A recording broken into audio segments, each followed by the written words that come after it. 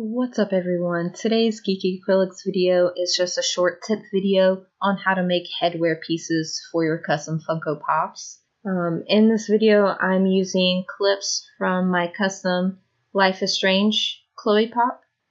For making custom headwear and accessories and stuff like that, I found that aluminum foil is definitely your friend. I use it for a lot of different things. It's easy to shape and mold to whatever you need it to be.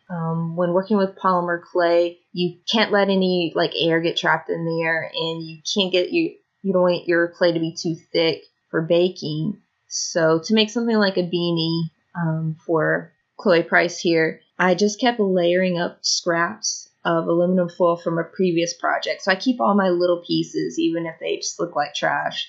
I keep them, and for this I just molded all the little pieces until I got the right height and shape, and then I just built the clay over top of it.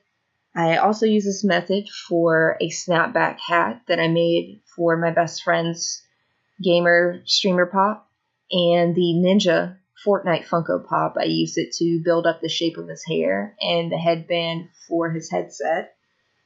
So I'll pop those up on the screen for you so you can take a look at those. But yeah, this is a fairly quick video.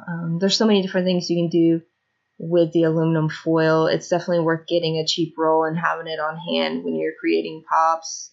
I know with the swoop pop for the snapback, I could easily mold the hat right on top of her head. That way, I know exactly what the shape needed to be. The only thing I will say for that is if you do a hat that can be removed, you need to allow for shrinkage.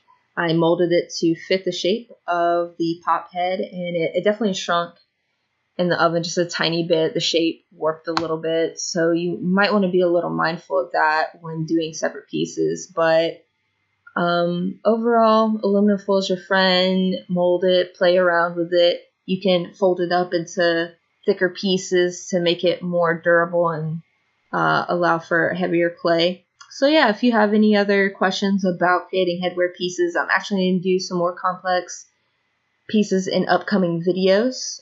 So I hope you found this little short tip helpful. Make sure to like and subscribe if you want to see more content like this, and I'm going to have some new videos out for you really soon.